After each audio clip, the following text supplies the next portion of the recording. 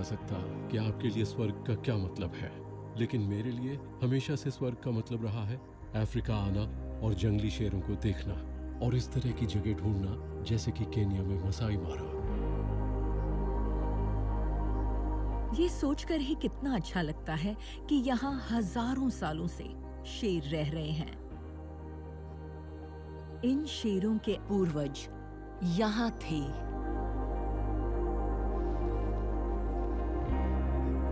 हमारे कल्चर में हम तेंदुओं को परछाई कहते हैं और तेंदुओं की यही चीज मुझे अच्छी लगती है क्योंकि उसमें एक राज नजर आता है।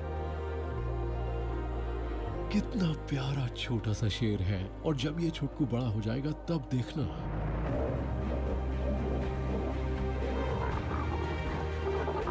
चीता की एक बात मुझे बहुत अच्छी लगती है कि वो शिकार करने में बड़े माहिर होते हैं। ज़ेब्रा वर्सेस चीता, देखते हैं क्या होता है।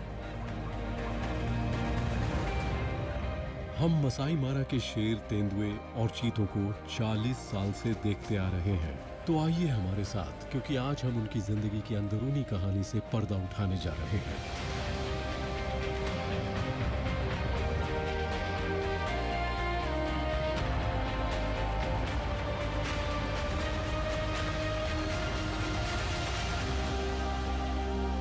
Big cat tales.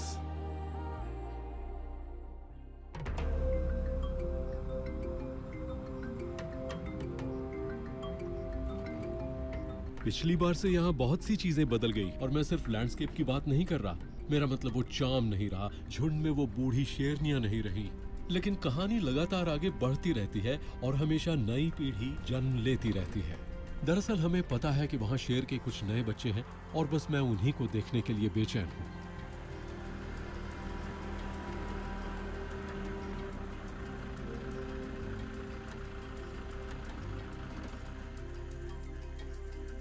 Oh my goodness, नहीं पता था कि ये देखने को मिलेगा, लेकिन यहाँ 4 बच्चे और 2 शेरनियां हैं।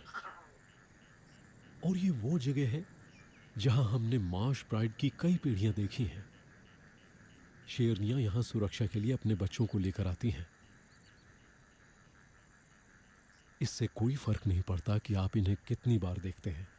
माँओं और बच्चों की ये नजदीकियां देखकर मन को बहुत अच्छा लगता है। मतलब यकीन नहीं होता कि हम इन शेरों के इतने पास हैं और ये कितने आराम से बैठे हैं, बिल्कुल रिलैक्स्ड।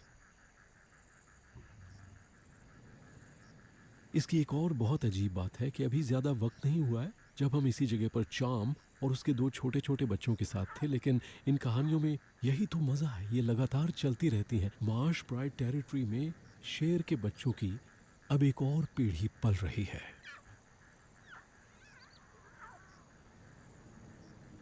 जब भी हम मारा आते हैं तो ये चाहते हैं कि शेरों को पहचान लें। उसके बाद हम उनकी कहानी से दोबारा जुड़ सकते हैं।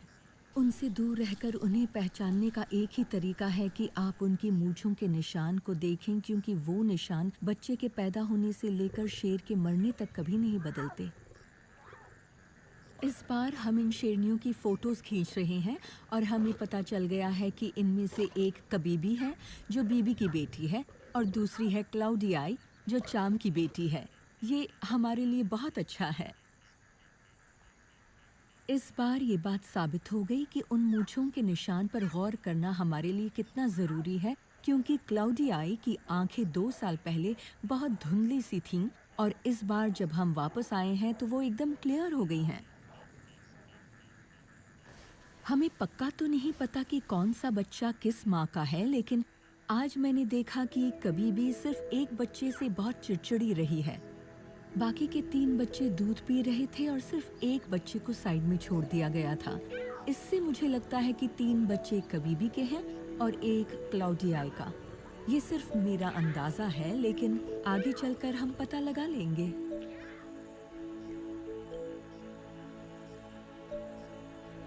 इन शेरनियों के लिए ये एक ऐसी जगह है जहां उन्हें सबसे ज्यादा आराम मिलता है। यहाँ ये इसी तरह आराम से पड़ी रहती हैं जैसे अभी पड़ी हैं, जैसे कि उन्हें दुनिया की कोई चिंता ही ना हो। लेकिन फिर भी ये सबसे खतरनाक जगहों में से एक है। यहाँ बफेलो हैं, एवलास हैं, जिनकी वजह से इन्हें सुरक्षा के लिए हमेशा तैनात रहना पड़ता है। लेकिन आप जब भी इस जगह पर आते हैं तो आपको ये लगता है कि बस यही इन सब का घर है।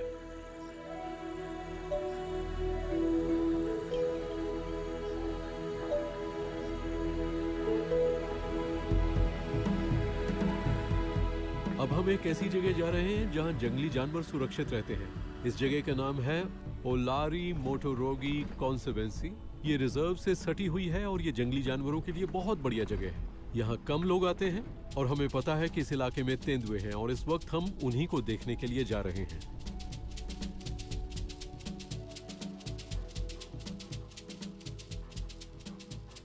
ये फिग है, एक खूबसूरत मादा तेंदुआ। इस मादा को हम जानते हैं। दरअसल 2 साल पहले जब हम यहाँ वीडियो बना रहे थे तब हमने फिग का एक वीडियो बनाया था। उस वक्त इसका एक बच्चा था, मादा बच्चा। वो मादा अब बड़ी हो गई है और अब उसे नए बच्चों के साथ देखकर बहुत अच्छा लग रहा है। उसका एक बच्चा खो गया है लेकिन एक बच्चा अभी भी उसके पास है। वो करीब 3 महीने का है और इस वक्त फिग यहाँ इसलिए आई है क्योंकि यहाँ उसने एक शिकार मारा है। वो मुश्किल से 3 साल का है। आप उसके स्पॉट्स देख सकते हैं और उनके बदन पर वो बाल जिनकी वजह से शायद वो झाड़ियों में और भी ज्यादा घुल मिल जाते हैं और दिखाई नहीं देते। ये छोटा सा बच्चा अपने बचपन के मजे लूट रहा है, बस खेलना, झूलना, खींचातानी करना। आप देख सकते हैं ये बच्चा अभी कितना स्ट्रांग और फुर्तीला है और किस तरह से ये पेड़ पर चढ़ सकता है, जो कि एक छोटे बच्चे के लिए एक सुरक्षित जगह होती है। जिन तेंदुओं को हम 40 साल से देखते आ रहे हैं उनमें से कुछ तो अपनी पूरी जिंदगी में सिर्फ अपने 15 से 20% बच्चों को ही बड़ा कर पाते हैं और इसकी वजह है शेर और लकड़बग्घे। यहाँ का माहौल बहुत खतरनाक है और ऐसे में तेंदुए को चुपके से रहने की और छुपने की कला आनी चाहिए। मैं इसी घड़ी का इंतजार कर रहा था, मैं यही चाह रहा था। पहली बार मैं इस छोटे से बच्चे को अच्छी तरह से देख पा रहा हूँ। ये कितना खूबसूरत है। इनकी आंखें जब ये पैदा होते हैं तो वो थोड़ी ग्रेइश, क्लाउडी, हल्की सी धुंधली और ब्लूई होती हैं। उसके बाद वो कत्थई या कभी कभी नीली हो जाती हैं। ये एक छोटी सी बच्ची है, अभी तक इसका कोई नाम नहीं है। मेरी डैडी कैसा रहेगा? प्यारी सी, खूबसूरत, एक शानदार छोटी सी मादा तेंदुआ। पहले कुछ महीनों के लिए तेंदुए के बच्चों को छुपा कर रखा जाता है। माएँ इन्हें ज्यादा घूमने नहीं देती। जब कभी रहने की जगह बदलनी हो तो बच्चों को उठा कर ले जाती हैं। लेकिन इतनी सी उम्र में आप देख सकते हैं कि नन्ही मैरी डाडी कितना घूमने फिरने लगी है। उसे लगता है कि अब वो अपनी माँ के आसपास तो आराम से घूम ही सकती है। अब मजा आएगा। वहाँ फिग है पेड़ के ऊपर, वो आराम से बैठने की कोशिश कर रही है, जो कि मुश्किल होता है और वो पेड़ भी ज्यादा छायादार नहीं है। और अब मैरी डाडी पहुंच गई, वो फिग को पेड़ से धकेलना चाह रही है।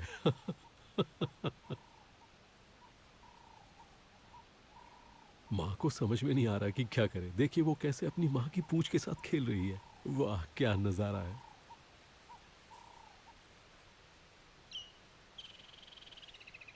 ये कमाल की बात है जिस तरह ये छोटी सी मादा तेंदुआ अभी से इतनी इंडिपेंडेंट हो गई है। वो बड़े आराम से अपनी माँ से दूर चली जाती है, जाकर शिकार खाती है, पेड़ पर चढ़ जाती है, आसपास दौड़ती रहती है, उसकी अपनी ही धमा चौकड़ी चलती रहती है। इस उम्र में शेर के बच्चों में आपको ऐसी चीजें देखने को नहीं मिलती।